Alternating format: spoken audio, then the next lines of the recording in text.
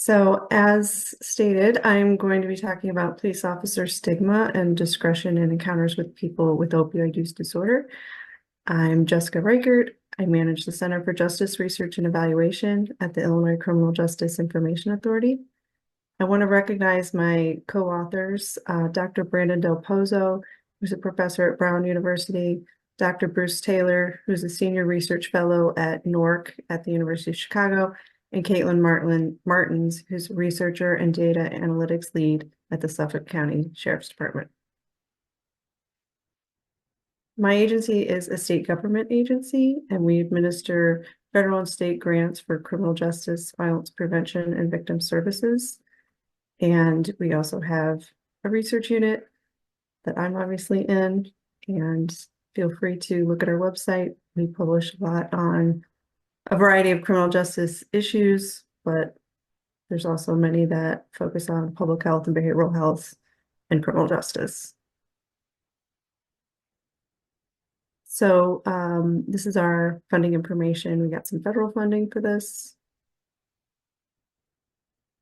And what I'll cover is background on stigma and police, and I'll use PWD as people who use drugs. I'll go over our study design, our findings on what Illinois police officers said about stigma towards people with opioid use disorder, discretion in their encounters with them, views on substance use disorder treatment and harm reduction, and how stigma influences support for police diversion or deflection programs. So first, just some background on police and stigma. So stigma, as you may know, is the negative attitude or social disapproval toward a person or group based on a particular trait or condition. This can be like substance use. It can be stereotypes, prejudice, discrimination that mark people as different or less than. It can lead to social exclusion and can impact health. It actually can reduce access to care, cause harm to mental and physical health, and be a barrier to recovery and social integration. And in the context of policing, stigma can shape officers' perceptions and discretionary decisions toward people who use drugs, which can affect outcomes like treatment referrals or arrest. So what is unseen stigma? I just wanted to mention this, that there's implicit bias, such as employers, landlords, and service providers unconsciously judging someone based on, could be criminal records or substance use disorder, even if they aren't expressing it openly. There's social distancing. Friends, family, and community members may withdraw or avoid deeper relationships, fearing association with them.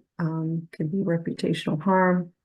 There's self-stigma, where individuals internalize negative stereotypes, leading to shame, low self-worth, and reluctance to seek help or advocate for themselves. And then there's systemic exclusion, where policies may exclude people from housing, jobs, or benefits without explicitly stating so. Now, specifically about police and stigma. So people may blame people for their substance use disorder, think they lack willpower. They may think people who use drugs lie, steal, are aggressive, this contributes to and reinforces stigma. It can impact well-being and health outcomes as stated, and there can be internalizing of the stigma. So when it comes to police, they often encounter people who use drugs in a range of circumstances, whether on patrol or other circumstances. And police have varying knowledge, beliefs, and attitudes towards people who use drugs and about treatment and harm reduction. And as we know, drug use is largely criminalized in this country. And prior research has found that police do have some stigmatizing attitudes. Officers will blame individuals for their poor life choices, see them as untruthful and dangerous. They think they only care about getting high. They want to keep a social distance. There's also a concern that officer stigma against people who use drugs, particularly people of color, it could be used to justify use as force if people who use drugs are seen as dangerous.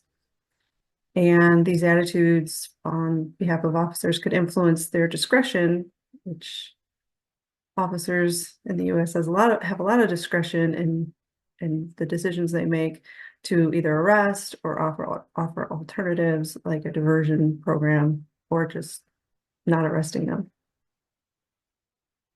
Okay, getting into our current study. So we did an online survey of 248 officers in 27 police departments in the state of Illinois. 48% responded that they had experienced 26 or more overdoses while policing. So that's a lot of people. 29% personally knew a person with opioid use disorder, which is quite a lot, and 14% had a person they care about die of an overdose. So it was kind of surprising those were pretty high. We did stratified random sampling so we could get a mix of people that were in urban and rural departments and people in large and small departments based on the number of police personnel. So we got a cross section of those. A majority of our sample were white males with a bachelor's degree and 8 or more years of policing. So for our survey items, we had 11 items about stigma. Again, as I mentioned, some of these, there were 4 items on distrust, 5 on blame, 1 on fear, and 1 on shame.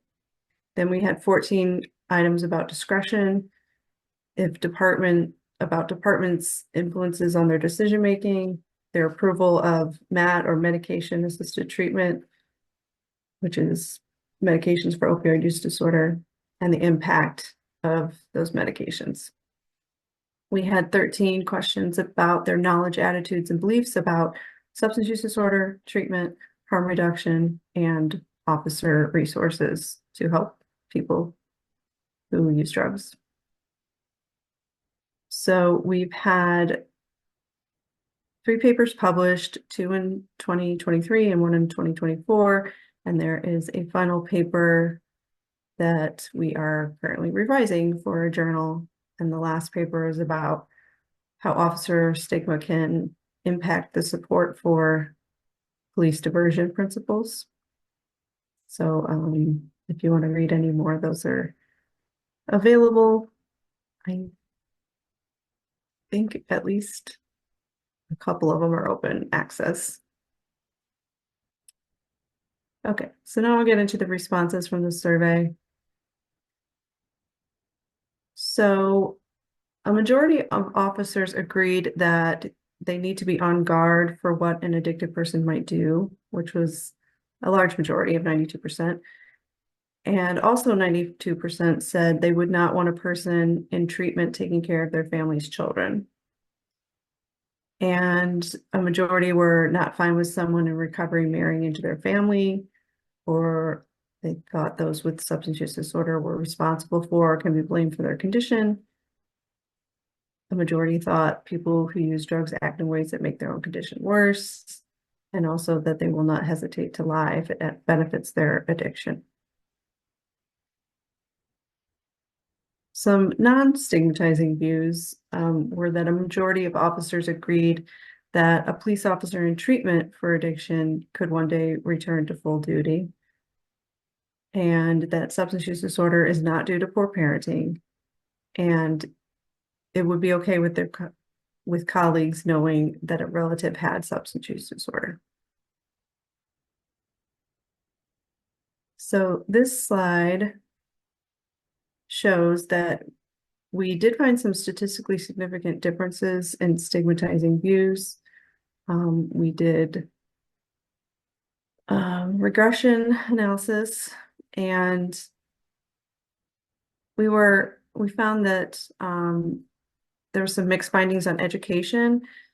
Those with more education blamed those who used drugs, and those with less education thought that they would lie. Prior studies have found that more education leads to generally less stigma. So it was interesting that we found some mixed findings on that. Lower ranked officers, which are line officers who aren't supervisors, held more distrust than the higher ranked officers. So overall, there were varying officer characteristics holding stigmatizing attitudes.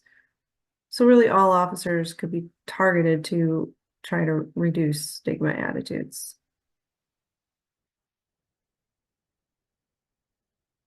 So some key takeaways from that part, overall officers did hold some stigmatizing views, but officers, interestingly, supported officers could return to duty after treatment, which suggests that they may make exceptions for fellow officers, like they might take care of their own, rather than someone they don't know or a stranger.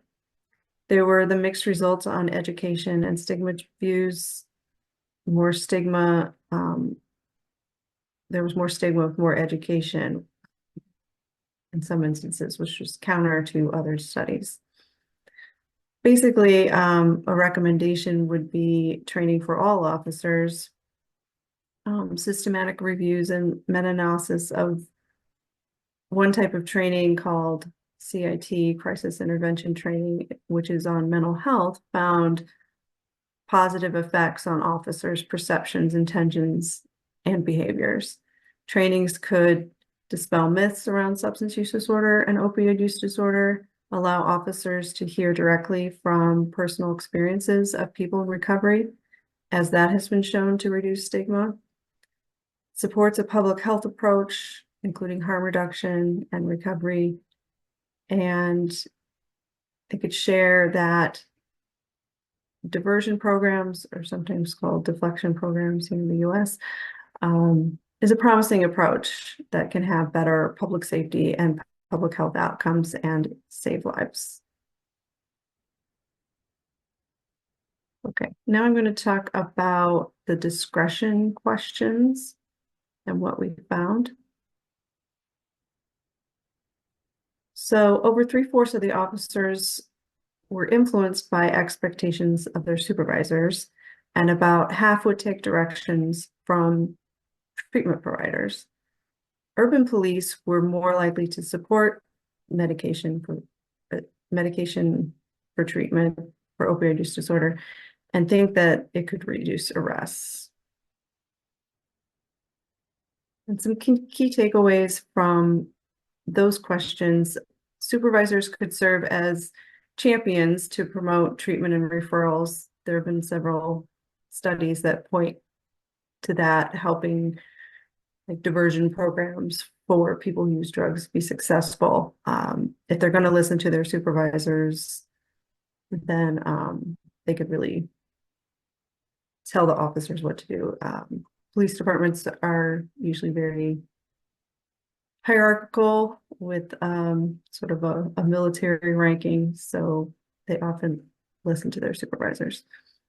They mentioned that they would listen to treatment providers. So police and treatment providers can collaborate, and that collaboration could be strengthened. And then medications should be supported, especially expanded in rural areas. Okay, moving on to police officers' views of treatment and harm reduction. So the good news is that a majority of officers endorsed linkages to substance use disorder treatment. They agreed that treatment can conserve their resources and reduce crime. It was a majority did say naloxone, which reverses a drug overdose, is an officer's duty, but it was concerning that 45% of the large police departments did not think it was their duty, and in Illinois, it is in the law that they have to carry and administer naloxone. So that's concerning. Here's some concerning things we found, that 82% thought that buprenorphine medication for opioid use disorder gives them a high, which is not true. 78% thought syringe distribution, which is a harm reduction practice that is widely used across the world, that it prolongs opioid use disorder. 41% thought there was not enough help or resources for opioid use disorder, and about 1/3 viewed medication for opioid use disorder referrals in lieu of charges as useless. So some key takeaways. Overall, officers did see some benefits of treatment, but many officers did not see the benefits of, or didn't understand, medications for opioid use disorder. There are these myths around buprenorphine giving a high despite their proven benefits. There was mixed findings about naloxone as an officer's duty. Again, it's something they're legally required to do.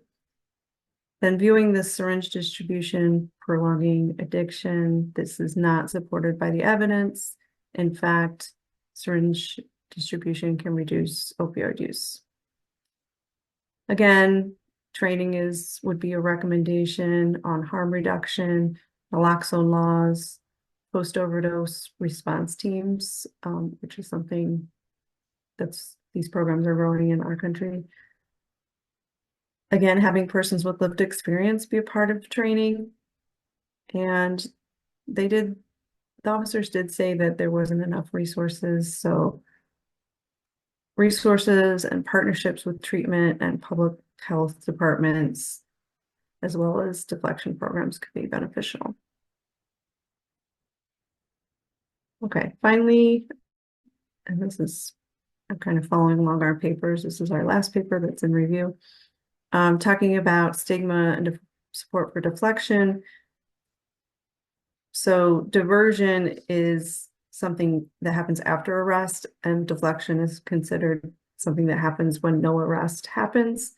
So people are voluntarily able to access referrals to different treatment and social services that the police refer them to.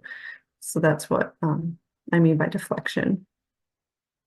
And there's thousands in the US and at least about 50 in the state of Illinois. Okay. So talking about the relationship of stigma and support for deflection. So overall, those who had higher, based on our Likert scale questions, had higher stigma, it did not predict lower support for deflection principles.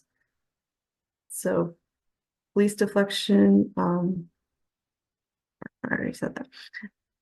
So therefore we found police officers stigmatizing views of towards people who use drugs do not necessarily impede their willingness to support deflection. Again, as I mentioned about supervisors, possibly this is because they are following orders, or maybe they see it as a benefit to them. It could be less work ultimately if they are referring them for help rather than just continuing to arrest them repeatedly. They could lead to fewer arrests of the same person.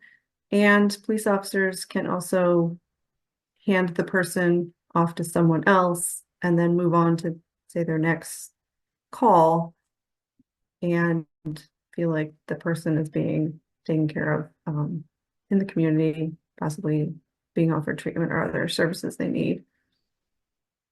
However, fear of people who use drugs did reduce support for addressing addiction-related crime through opportunities such as treatment, education, and employment. So we need to find ways to reduce fear of people who use drugs. And again, possibly introducing that officers to persons with lived experience could help humanize people who use drugs and potentially evoke some empathy. Okay, here's my references. And that is it.